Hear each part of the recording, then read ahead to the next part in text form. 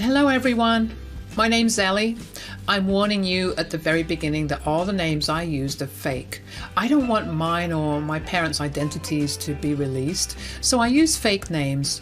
This story is about my entitled and scheming sister, Candy. She's my younger sister and has always been a spoiled child. No, my parents, Paul and Jane, were not abusive towards me, but they paid more attention to her because she was younger. In the beginning, I wasn't that concerned about the favoritism my parents showed. Hell, I loved my sister dearly and spoiled her myself. However, everything changed when my sister grew up. My parents are fairly wealthy but lived a simple life, and so did I. But my sister always wanted more. She complained about our simple lifestyle and demanded we spend more, especially on her. When we didn't budge, she started to manipulate us. She always played the victim and didn't last at any of her odd jobs. She always claimed that she had been bullied and worse. My parents believed all her lies and started to support her financially. I saw through her lies and said, "Candy, what you are doing is not okay. I know that you've never worked at any job and lied to our parents about being bullied. You need to stop with the lies." "Oh, shut up, Ellie. You have a good job and live like a beggar. Our parents and you can live like that, but I can't. They have plenty of money lying around. They should just give it to me since they don't use it." "You can't rely on their money, Candy. It's shameful how much you have been exploiting them. You should try to find a job if you want a good life." "I don't need your lectures, Ellie. Mom and Dad are stupid and don't know how to have class. I can't be like them. Plus, I'm their daughter, so I'm entitled to their money." Candy's logic had always put me off. Still, I didn't want to expose her to our parents. I protected her and sometimes ignored her lies. My parents loved her, and knowing the truth would have crushed them. I helped them and Candy out at times so that my parents didn't end up spending all their money on her. Candy never showed any appreciation for that. She always thought that she was entitled to their money. For years, Candy lived a luxurious life on our dime. Mom and Dad were hopeful that someday she would become independent. But that day never arrived. Candy continued her horrible lifestyle while playing victim to our parents. They swallowed her lies because they trusted her. What was worse was the fact that Candy cared nothing about me or our parents. That became clear very soon. My parents got into a horrible accident a year back. They were in critical condition and the doctor told us that the chances of survival were low. While I was close to breaking down in the hospital, Candy said, "Wow, looks like their time is up. I can't believe it took them so long. I wonder how much longer it will be. The doctors are not very hopeful." "Candy, how can you even think of that right now? Our parents are close to death and you don't feel anything?" "Don't be so dramatic, Ellie. Mom and Dad were only good for money. It's even better if they're not here. They have been pressuring me to get a job. It was irritating. Anyway, now that there is a little hope for them, I will head out. Don't call me unnecessarily. Just give me a sweet call when they're gone. I need to sort out the inheritance and all." "Candy, what is wrong with you? Don't you want our parents to live? How can you even think of inheritance right now?" "I have no use being here, sister. I know Mom and Dad will leave me most of their assets. I'm the poor, jobless daughter after all. They have promised me that, so I have no reason to be here anymore. I'm off for a nice vacation. Call me when you have my inheritance ready. Bye." I couldn't believe what Candy did. Her sadistic approach to her own family threw me into rage and sadness. But I held strong for my parents. I emptied out my own bank account to get them the best treatment. Finally, after a month of struggling, I was able to bring them home. Candy didn't show up or even call once after that day. My parents wanted to see her, but she didn't even receive my calls. They were still recovering, so they didn't have the energy to deal with this. It broke my heart to see them yearn for Candy. About 2 weeks after my parents came home, they called an estate lawyer to their house. I was at their place looking after them. When I saw the lawyer, I was a little confused. I said, "Mom, Dad, why is the estate lawyer here? Did you call him?" Yes, Ellie, we called him. We actually don't have a proper will in place. With what happened recently, we want to make sure our will is set. Yeah, it was quite a scare. It got us thinking about finalizing the will. So we have been thinking about splitting our assets, 80-20. Candy will get more because she needs the money. I hope you understand, Ellie. We had promised her that we would look after her and leave her a big inheritance. She was really worried about her future when we last met her. We really think splitting equally would have been better, but it pains us to see Candy in so much trouble. She has had bad luck, my poor child. You are pretty set with your finances and won't miss the money. Hearing that made my blood run cold. I wasn't interested in my parents' money. Hell, I already told you guys how I gave them money to bail my sister out of debt. What shocked me the most was the fact that Candy had been putting ideas into their head for a long time. She planned exactly how she could get our parents to give her most of the inheritance. My loving parents bought her crocodile tears and were about to give away their hard-earned money to a selfish idiot. I knew that I needed to say something. After years of putting up with my parents being exploited, I just couldn't take it anymore. I decided then and there that I would end Candy's game. I needed to do this for my parents. They didn't deserve to be deceived like this. I said, Mom, Dad, I think you should reconsider your decision. I don't think you should just hand over Candy so much of your assets. Why, Ellie? What's wrong with our decision? I know that we are not splitting the assets 50-50, but I'm sure you understand why. Poor Candy has had a hard life, Ellie. She needs our help more. You have always been the daughter who made us proud with her achievements. You even have a comfortable life. Candy simply needs the money more than you. Mom, Dad, you have it all wrong here. Candy is not the person you think she is. She acts to be poor and unlucky, so you give her more money. What? What are you saying, Ellie? I took the opportunity to tell them everything from the fake bullies at her job to her being mentally sick and having no money. I also gave them details to prove that I was telling the truth. My parents seemed shocked by the information. Unfortunately, I also had to point out her lack of help while they were fighting for life in the hospital. Still, my parents seemed to be in disbelief. I said, I'm sorry I had to say these things. I've been sheltering her for a long time. I just can't do it anymore. All these years, I truly believe that no matter how manipulative she is, she definitely loves you guys. But after your accident, her true face came out to me. I can't and won't protect her anymore. My parents refused to believe that Candy would be so cruel. It broke my heart to see them in such deep denial. I knew that the moment they realized the truth, they would be devastated. I almost gave up on the truth, but I didn't back out of speaking about Candy. My parents didn't deserve to be deceived like that. So I said, I know it's hard for you to believe this.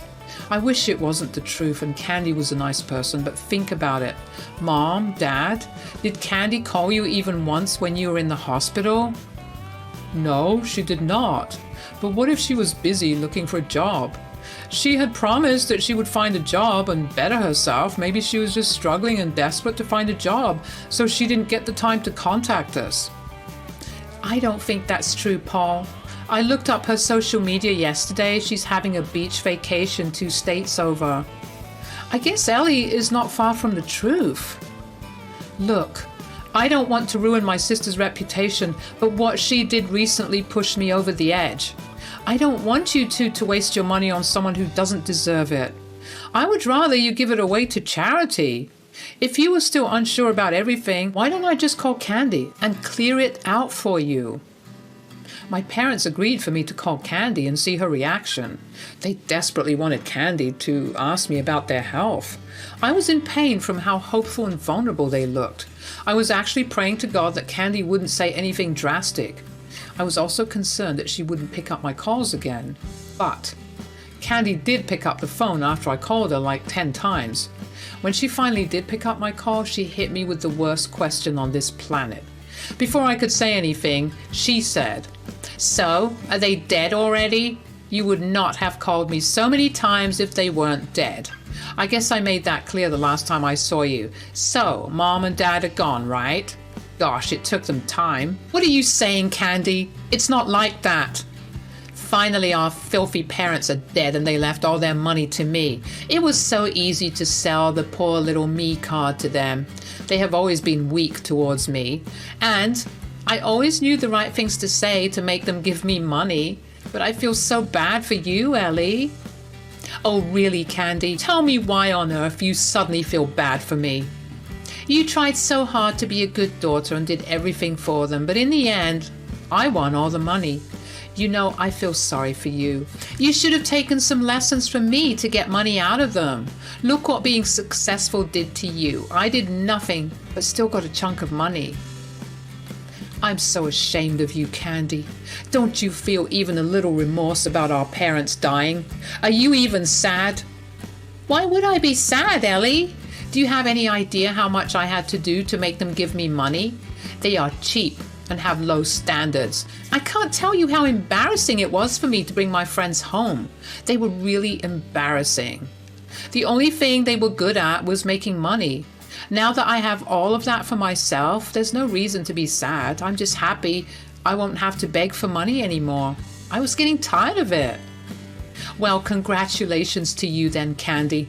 Our parents were the only reason I was still talking to you. Now I have no reason to stay in contact with you anymore.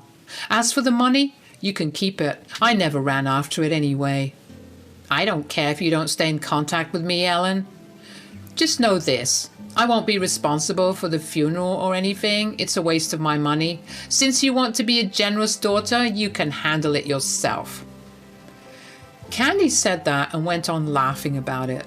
My parents were horrified at what she said. To be honest, I didn't know that she would be so cold about the news I gave her. I was shocked to see her reaction as well. As for my parents, their horror soon turned to anger, which was clear on their faces. And this time, I took the opportunity to tell Candy how wrong she was. I said, "You really do have everything planned, don't you? So quickly, you assumed that our parents had died. Well, let me tell you this, Candy. They are very well, and sitting right next to me. In fact, they have heard the entire conversation." You are lying, Ellie. Mom and Dad were in a terrible condition after the accident. There is no way they recovered from that so fast. Hell, even the doctor said that there is no hope. The doctor said that there is little hope, Candy. You heard that one line and flew away to celebrate your impending inheritance. Not once did you check up on them to see if they have recovered. How would you know they're alive? This is nonsense, Ellie. I'm sure this is some scheme of yours to take away from my inheritance. You must be jealous because our parents left everything to me.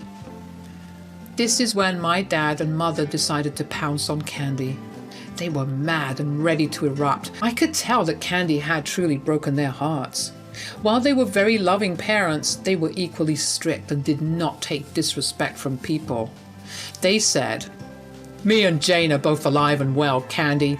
Thanks for letting us know what you think of us." What? Dad, you're okay? Oh my God, I'm so glad you're fine. I was dying from worry and pain. Is Mom okay? Do you want to know if I'm alive? Yes, Candy. I'm alive and fine. It must be a sad blow to you, isn't it? And no, you are clearly not glad that we are alive. Mom, what are you saying? Of course I'm glad that my parents are well. This is all I always wanted. No, Candy, you clearly didn't want us to live. You never visited us or tried to meet us at the hospital. Hell, I even saw you reject Ellie's calls when she reached out to you. Now that you finally picked up, you immediately assumed we were dead. And you seem very delighted by the idea of us dying. I mean, who wouldn't want their filthy parents to die, right, Candy? No, Mom, Dad, please listen to me.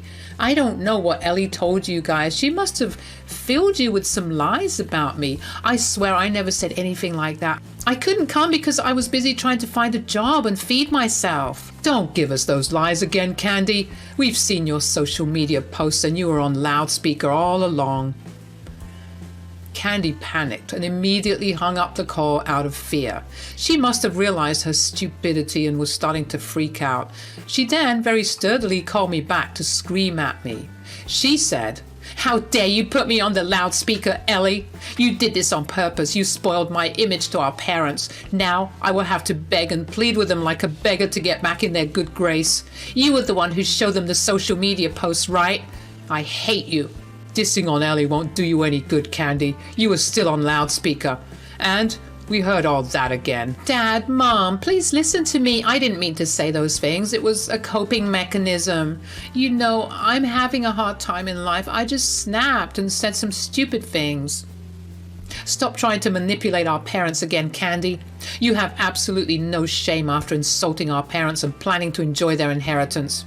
I know this is all you could ever think about, Candy. Their inheritance is the only reason you have been acting like a poor girl with no money. There is no use for the drama anymore, Candy. Just so you know, while you were busy celebrating our death and taunting Ellie, we were sitting with a lawyer." "What? You're talking to a lawyer? Is it about—" "Yes, it's about our will, Candy. After what we've witnessed today, I think Jane would agree with me that we no longer want to leave you anything. Right, Jane?"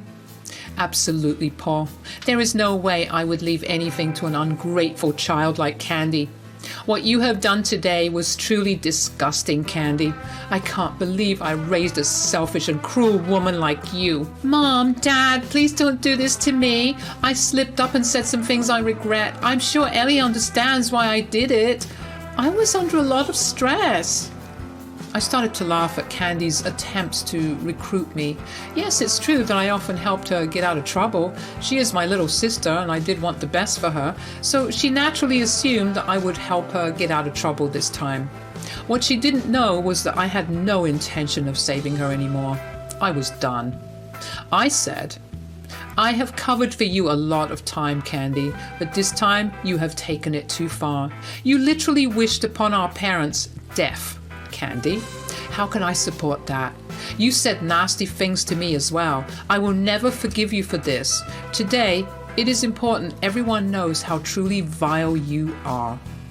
"Ellie, please don't say that. You're my sister. You know that people sometimes make mistakes. Where is Mom and Dad? I'll go right now and beg for forgiveness." "There's no need for that anymore, Candy. Me or your mom want nothing to do with you anymore. We helped you out through the years and didn't deserve this reward. We are disinheriting you and giving everything to Ellie." "Lawyer, you can go ahead and make our will on those terms. We won't change our mind. Not now, not tomorrow, not ever." Mom said that and promptly hung up on Candy while she was crying and screaming for forgiveness. Dad and Mom were quite sad as well, but most of all, they were angry. I tried to comfort them the best I could. I also told them to make their decisions after long consideration because I didn't want them to regret disinheriting Candy. My parents heard that and started to cry. They said that they finally realized how much they had neglected me and taken me for granted. I assured them that I held no anger. Dad and Mom still went ahead with their decision to disinherit them. Around 2 days after the incident, Candy showed up at my parents' place. She was on a trip with friends and needed time to come and hound them in person. She did continue to harass me and my parents through calls and texts, and when Candy arrived at their door, she looked really disheveled. I guess the gravity of the situation finally dawned on her. She begged me and my parents to forgive her. However, Dad told her to leave the property and never come near them again. Mom actually threatened to call the police if she didn't leave. Candy left after she realized that there was nothing she could do. Mom and Dad stopped paying her rent and she ended up losing her apartment in 2 months. None of her friends let her stay in their house because they knew she had no money and didn't want to work. She did return to our doorstep to beg, but no one paid her any attention. Last I heard, she was crashing on a friend's couch who gave her a month to find a place. She has been applying at the local grocery stores and cleaning services for a job. I don't know if anyone will ever give her one because by now everyone knows her character. Anyway, I'm still at my parents' place and have moved in permanently. They are struggling both mentally and physically after the accident. I'm doing my best to take care of them, and the three of us are as happy as we could be under the circumstances.